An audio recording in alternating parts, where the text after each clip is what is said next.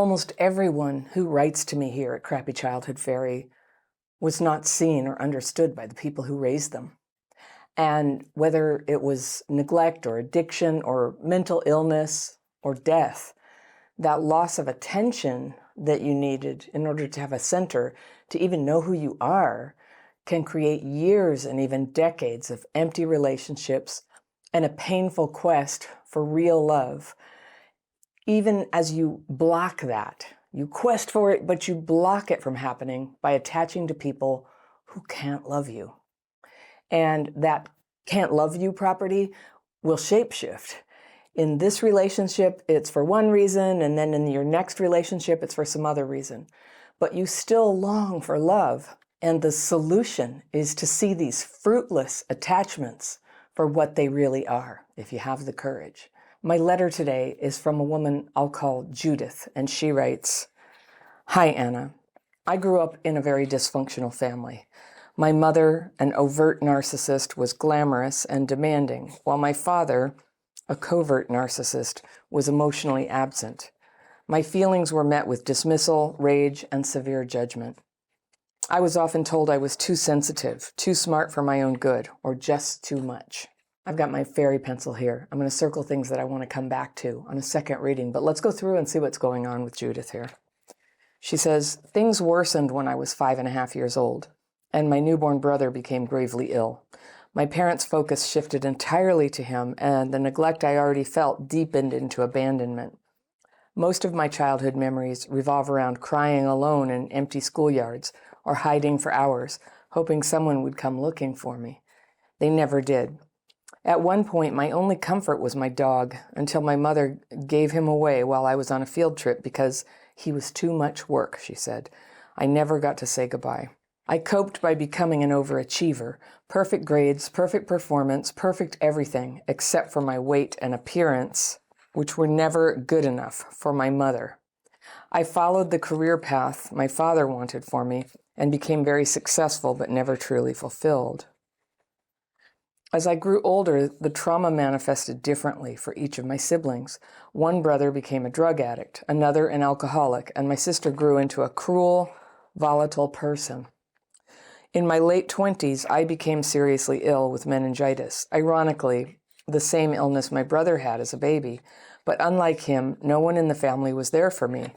That was the breaking point. And at 30, I moved overseas to start a new life. Years later, after several heartbreaks, I met my husband. I was 40, and while I didn't feel the crazy chemistry of previous relationships, I thought I'd made a healthy, conscious choice. He seemed like a good man, and I believed we could grow together. But after our first daughter was born, things unraveled quickly. His severe ADHD, emotional distance, ASD, which is autism spectrum, I guess, and cultural differences. I'm American, he's Middle Eastern, and a second-generation Holocaust survivor, combined with my profound need for connection and emotional support, created a perfect storm of disconnection and chaos. For nearly a decade, I became the fixer in our marriage, managing his depression and ADHD while juggling work as the primary breadwinner, childcare, and the emotional weight of our home. The loneliness was profound, and I was burned out.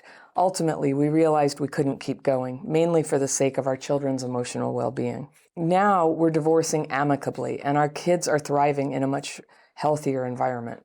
But emotionally, I'm still processing everything, which brings me to why I'm writing. About 1.5 years ago, I started working with my boss. We've developed a strong personal and professional connection. He's the first person in years who truly sees me. He appreciates qualities in me that others, especially my ex, criticized or dismissed. His kindness and understanding have been a stark contrast to the coldness I experienced in my marriage. He has been incredibly supportive, open, warm, and loving. His empathy and encouragement have meant the world to me, particularly in such a stressful time. We've formed a meaningful friendship, and while we've tried to keep things professional, we keep naturally sliding into deeper conversations, sharing our feelings, struggles, and future dreams. But he's married, and his situation is complicated. His wife also struggles with depression and ADHD, like my ex, and he's expressed doubts about their future. There's never been a direct acknowledgement of feelings between us, but the connection feels significant and mutual. When we have one of our deeper connected conversations, we both pull back and wait a little while to talk again, making sure to reset the boundary and that it's professional again when we speak. The problem is, I find myself daydreaming about him often, imagining a future, even though I know it's not realistic. He's married. We're from different religious and cultural backgrounds. I'm 10 years older than him, and I'm done having kids, and we live in different countries. Additionally, I know this connection isn't realistic, but emotionally it feels powerful and hard to let go of. And I'm also a very optimistic thinker and believe anything is possible, so it gives me hope that something could happen in the future. So I feel stupid for letting this take up so much of my energy, mind, and heart. I've tried reframing him as a role model for what I want in a future partner, but the emotional pull is still so conflicted. I don't want to make choices that go against my values, but I also recognize how vulnerable I feel in this connection. Maybe I just shouldn't go to the conference, even though it's a huge professional opportunity. I would deeply appreciate any suggestions to help me get over him. I want to have a real and genuine relationship with someone here and available, but I can't seem to let go so easily. I just can't imagine meeting another person in the world as special, empathic, warm, loving, kind, and unique as he is. But I don't want to waste my time or energy on someone else's husband. I seriously feel stupid. Thank you again. And that is from Judith. Okay. All right. I've got you here. I want to go over some things you told me because I think I see what's going on here. So many of the letters that follow a pattern like you're talking about your present day suffering, about being attached to people who are on 17 levels not appropriate or available to you, often begin with a childhood story of growing up with narcissistic or absent parents, often alcoholic too, for that matter. That piece isn't in your story, but it might as well be. You were dismissed. They raged at you. They severely judged you. You were told you were too sensitive and too smart for your own good, or just too much. Yeah, I guess your personhood really got in the way of your parents' fantasy of being these free people who didn't have to deal with the emotional and physical needs of a kid, or 4 kids, it sounds like. So when you were 5.5, you had a new brother and he got very sick and all their focus went to him and you got very lonely. And that's interesting. I had a similar thing. I was older, I guess. When I was 11, my mom and stepdad had a kid who was very sick and they took their eye off the ball at home for about a year, which they had to do, of course. He nearly died. And today he's my brother and my friend, and I'm really glad he made it. But yeah, that was a very tough time in our family on top of everything that we already had. So I understand that. So you felt abandoned, and most of she says most of her memories revolve around crying alone in empty schoolyards or hiding for hours, hoping someone would come looking for me. So I'm going to just circle that, hiding and hoping someone will come looking for you, as a possible splinter in your spirit that you got stuck on, that you could hide and not be in something real and hope that somebody would somehow come and find you. And I think that's really common for people like us. And it doesn't work. We actually have to show up for these things and I'll talk about what I mean by showing up, because I think that might be what you've been missing out on. No one ever did come looking for you. And at one point, you had a dog who comforted you, and your mom just gave him away. He was too much trouble. I relate to that too. And it's funny how the dog becomes kind of like a totem that on some level for your child understanding helps you kind of understand and see, like the way that they treat the dog often parallels the way that they treat us. Yeah.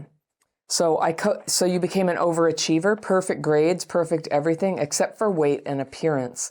And that was never good enough for your mother. So you didn't go into detail about that. But if your mother was a narcissist, yeah, then, her evaluating you on every single front that she can think of, even if you have accomplishments, to just pick on you about things that fall short of her ideal of you, I'm sure hurt terribly. And especially picking on looks and body image on a girl is cruel. you followed the career path your dad wanted for you and became very successful, but never truly fulfilled. So it sounds like by the time you chose your career path to please him, you had already kind of lost your core. You didn't know who you were anymore, which I've noticed happens. I've just really noticed a lot of people who tell me their parents were narcissists, like that's the pattern, is they have trouble knowing what their center is, who they are. And so then it becomes very easy to either fantasize about to idealize somebody as being the fulfilling person who comes to find you, or it becomes possible to fit yourself to somebody else's, needs, agenda, limitations, believing that that must be what is expected and required and the path to happiness. And what's lost in there is how a person who is themselves, who's actually has the development of personality and character and preferences and feelings and who you are, what you're into, when that's developed and when you feel unconditionally loved. This is what I've read, okay, because that's not how I was brought up either, but I've read that's what can lead to secure attachment and kind of going into relationships with a very alert and awake sense of both self-esteem and perception about what the other person's, pros and cons are. And so you can make a rational choice. Well, a lot of us who were neglected as kids, it's very hard to make rational choices until we heal and consciously develop that skill. So then you said you met your husband at 40, you had your heart broken several times, and that you sort of said that as an aside, but there's something about getting your heart broken again and again that can increase self-doubt and think I better just take whatever I can get, and also to doubt your judgment, like I'm not into this guy. So you married a guy, you said you didn't feel crazy chemistry, but you thought it was a healthy, conscious choice. There is a lot of, platitudes that go out there, like if you feel attracted right away, run, or, I don't think that's true. I think one bottom line given of a marriage is that there needs to be some attraction there. That's my opinion. But at least you thought he was a good guy. And so, yeah, he seemed like a good man. And you believed you could grow together, and I don't think that's crazy. And you said after your daughter was born, things unraveled quickly, and his severe ADHD, emotional distance, and autism, and cultural differences, being American and Middle Eastern, and he's a second-generation Holocaust survivor, which, as I understand it, often comes with some generational trauma symptoms, and then combined with your profound need for connection and emotional support, created a perfect storm of disconnection and chaos. So I'm reading here, what you're saying is he had avoidant tendencies and the type of personality that gets kind of disorganized and struggles to get things done. And you have a more anxious attachment style, and you get an avoidant and an anxious, insecure. And a lot of what you're describing is that there's one person is like anything that's emotional or intense, they pull away from. That would be an avoidant. And somebody who's anxious, insecure, gets emotional. It tends to get very emotional when things don't feel right and sort of comes forward. So there's this help me, I'm upset. You're freaking out. Help me, but don't run away. I gotta run away. And so that's the dynamic. It can work. I've read a lot about this. And I've learned from it in my own life that there is a meeting in the middle. Good-willed people who are willing to make an effort and who are willing to meet in the middle can do a lot by somebody who's avoidant, overriding that urge to pull away and using words instead to say this emotional situation is kind of overwhelming for me. Could I take a break, or could we slow things down, or could we lower the temperature? And because that's often a very strong trigger for them. And for the person who's anxious and insecure, to just chill a little bit, to really allow that space and have a little bit more trust, even if you have to manufacture the space of that's okay. Yes, you can take space. I know that's intense. And realize that when you want to express feelings that are very strong, like I'm really upset about what you did, you probably only need to say that at about a third the level that you think in order to get the message through. And that's the mistake we can make, is thinking that if they're not hearing us or they're pulling away, we have to say it louder, more intense, more times. It can destroy a relationship. It doesn't have to, but it sounds like in your case, you amicably separated. But there was a lot of disconnection and chaos there. And so I think that when you're in that disconnection and chaos, and also where your needs weren't met, and perhaps I'm not sure by your letter, but perhaps you felt like there was nothing you could do about this. I don't know. But if you felt helpless to change the situation, even though, okay, let me insert something here. Sometimes those of us who are anxious and insecure, we have a preference for partners, conscious or not, who are a little bit tough, a little bit thick-skinned. And what thick-skinned is they're not that reactive. They're not super needy on us. They're trying to get away. They're shut down. They may have trouble organizing things, and that's one thing that can make their partner very attractive to them, is that the partner keeps the all the tasks in line. And what can be attractive about an avoidant person is that they keep things from getting completely overblown, from having to spend every night processing feelings, talking about stuff. So there can be like a symbiosis there. So that's just what I want to say, that these personalities are not inherently bad. They can, like every personality trait, they can go too far. And personality traits that go too far and become cold and contemptuous to the other person, that will always ruin a relationship. So it's past now, and you're saying it's better for the kid. And when you say it was better for your child's emotional well-being, I assume there was a lot of fighting. You said perfect storm of disconnection and chaos. Sounds like fighting. Is it hostility? Is it name-calling? I don't know. So now you're divorcing amicably. Kids are thriving. You're still processing everything. And now you're writing because about 1.5 years ago, because you're only getting divorced now, which is interesting, you developed a friendship with your boss, and you got very close and kind of lost your boundaries. The professional boundaries were lost because of the personal relationship, to the point that you're telling each other about your marriages being unhappy. And that's basically, that's just kind of like the first 10 pages of the book of cheating. Is first you're like, I trust you more than anybody, and my marriage is unhappy. And that's a line. That's like crossing a line. That's kind of leaving the bounds of marriage. If you ask yourself, how would my spouse feel if I did something like that? And if the answer is terrible and betrayed, it's a betrayal. And I realize a lot of people out there have controlling narcissistic partners who will feel betrayed even if you make a phone call to your mother. So I'm not talking about that, but I'm talking about what you're doing. And this is what I notice, Judith. You idealize this idea that somebody comes along and they're just right so much that they can pluck you from your lonely thing. And you're not going to have to show up and start to build your own sort of connection muscles and intimacy muscles to be able to meet someone halfway, to deal with some of their downtimes. I don't know you very well, so forgive me if I've got you wrong here, but I just didn't hear a lot of reflection on what was your part in all of this, except for choosing wrong. And that's the one that's easy to admit. Well, I guess I just chose wrong. But when you have this kind of combination of two personalities, there's often a lot you can do from one side of it. So I'm not trying to blame you, but I'm just trying to say I don't really see you having that awareness of what you might have done there.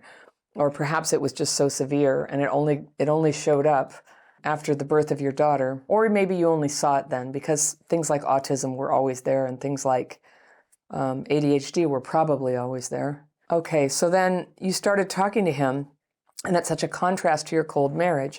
So, this is sort of a classic thing that people do to run away and escape their marriage, or escape the pain that they're in, rather than work on things and show up. That's what I said.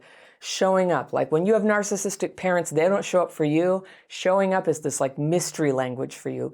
But showing up for somebody who's struggling, and it's not uncommon for one or both parents to struggle after the birth of a child, not being able to show up for them and just sort of finding them impossible, and then instead taking all your emotional energy during your marriage out to this person who isn't in the same country, is your boss. What else? Big age difference, children, he's married. And I counted that, like how many degrees of separation is that? It's a fantasy relationship. So what are you always talking on Zoom or WhatsApp or something? It's pretty easy to throw up an image of ourselves when we want that admiration and love from somebody to be their ideal person. We don't need anything because we're physically not there. You can be married to somebody else, and yet I'm here just shining on you, right? So you're not showing up, but you are taking your emotional energy away from the person who actually is in your life and has a kid with you. And you're giving it to this person who is a real person, But the other thing, Judith, that I didn't hear is any kind of sensitivity or remorse about how this hurts his family. I don't know if he has children, but he has a wife, and she's depressed and has ADHD, but that doesn't mean she's done anything wrong or deserves to be betrayed like this. And it is a betrayal. When we take all of our emotional energy and all of our, like, you're my best friend, you're so great to me, it's an emotional affair. And you're taking, that emotional love belongs with your spouse. That's who's supposed to get it. That's what we promised them by getting married to them, that they would have it. And often what we end up doing, if we're in that situation, is we gaslight the spouse. And we're like, because we're lying, we're hiding where the emotional energy is really going and saying, that's not true. I totally showed up for you. Why are you being so difficult? And so I would just say, Judith, do some self-reflection if you haven't already, and just ask yourself, were you maybe doing that? Were you trying to convince him that nothing was wrong when clearly something was wrong? Your emotional energy was being donated into the ether and not given to him. Would it not? I'm not trying to guilt trip you, but I'm just trying to help you see, because you want real love. And real love often looks like this. Real love is often with people who are flawed. I've never met any other kind of person. They have flaws, they have moods, they have difficulties. And I've been with the kind where the difficulties are way over the line and no way can that work. And it needed to end. And I've been the person who had difficulties that were over the line and it needed to end. And I've been that person. But two people who are mature, who work on themselves, who are acting in good faith to try to show up for the other person, a lot more is possible. But not when there's a secret, a great big lie going on, and a great big robbery of that emotional energy just flying out into nowhere. And it's not really nowhere, like in your mind, it's this man, but I just, from my perspective, I would say, I don't think either of you really see each other. How easy it is to present ourselves as the ideal partner when they don't actually have to, smell the smells and hear the sounds and clean up the mess and deal with the moods. Like, we can select when we show them and we can say whatever we want. So it's an idealization.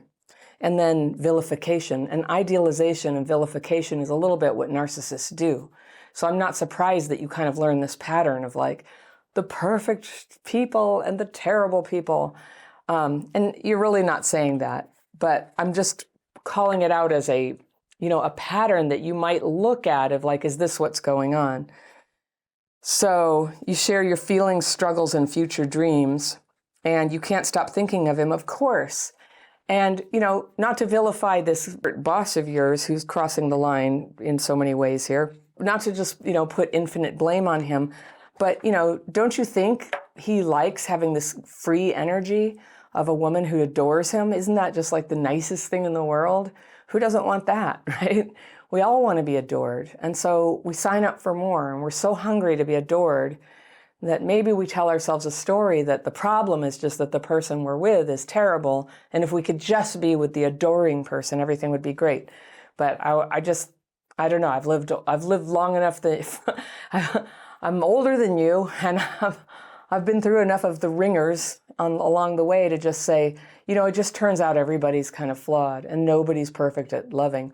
But there are extreme cases. There are people who really are awful, and leaving will always be better, and being alone will be better, and being with just about anybody else will be better. And of course that's possible, and I acknowledge that. But because you always got your heart broken, because of your upbringing and the wounds that created in you, and because you married a guy you weren't into the first time, now you're into a guy who doesn't really exist in your life, really, I would just say, Judith, I think that your path towards true love has to come back here at first, back to yourself, and to really do that, like begin to be honest with yourself about where, what's going on with you. What is it that you really need? And I don't think it's an entirely analytical process. It's, for me, it was a written process. It was a spiritual process. It was a lot of overcoming just plain old trauma wounds of dysregulation that, like, I'd be doing pretty good, but then something would upset me, like somebody wouldn't call me or something. And this like traumatized person would sort of come up in me and take over and make me less tolerant, less flexible, less stable than I normally was. And so I could get triggered, in other words. You may be like me. You may have a lot of differences than me. But for you to find love, there needs to be a way to stay in reality and not in fantasy land. And by the way, I also noticed your husband was from another culture. I don't know, the Holocaust thing is just a heavy thing, but lots of people come with a heavy thing from their generations. I've known people who always choose partners who are from another country or from a completely different culture, like they always do. I could see falling in love one time with that, but if you always do it, I always think there's something guarded about that. That if you're with somebody who doesn't quite understand your culture, is it possible you're trying to be their guide or their mediator in the world, that gives you a secure place? And why do we want a place like that, a role like that to play, to help them be the interpreter of, now welcome to my country? Why do we want to be that person? Because I think it helps us put on a mask. I think it's a mask, and it prevents us from having to be vulnerable. And it's an unconscious way to get them to be as dependent on us as we feel that we are on them, when we feel like losing love could be so dangerous. And I'm just, I'm going way off into projecting here, but I'm putting some scenarios in front of you, Judith, so that you can have a look at them and go, is it one of these things? Are you trying to have the upper hand in this relationship by always choosing somebody who's a stranger in a strange land? This thing with the boss from another country, married, yeah. Did I count? It's 5 to 7. People watching, they'll sit there and watch the tape and they'll count how many differences there are that make it so it's not a partnership of equals in any way. And then you bring in the Zoom factor, and everything's a construct. So if you want to get over that, and I encourage you to get over that, and I know it's your boss, but I think your boss relationship has been shot here, and I would encourage you to find different employment, and not to go to the conference. And that's too bad. So it was important for your career. But if you really want to get over this, if your highest priority is to try to stop hurting other people, which remember, again, please remember the wife. Please remember that, she is the one who committed her life to him and deserves having it back, having his emotional energy, having his telling about his day and how he feels about things and talking about dreams. Until the day comes that he has some finalized divorce, consider him off limits and don't encourage that divorce. Probably it's not going to happen, and if it does, I'm sure he'll tell you. But the thing right now, if you're asking my opinion, is let contact go. Just stop now. And I don't like that it has to be a different job, but if you're the one who's initiating all of this, I would suggest finding different employment so you don't have to have contact with them, because what's going to happen, right? It's going to be constant triggering and limerence of obsessing on this guy and continuing to go back into this fantasy. Fantasy is what they're for, is to escape our lives, to escape all the problems that need to be worked out in our lives. Even as a divorced woman, you've got stuff that needs to be worked out. You've got kids, you've got a heart, you've got a body, you've got to be, taking care of your life and your fulfillment and your development and your family. And that's where your energy belongs. Sending it out to some fantasy is it's not that different than somebody who has a secret drug addiction. And there's just no way that somebody can send all their energy and hopes off into a drug every time the going gets hard and have it not start taking a toll on everything else in their lives. So all your energy invested in the life that you have right now, and on clear thinking and being honest with yourself in the life you have right now, and letting this relationship go.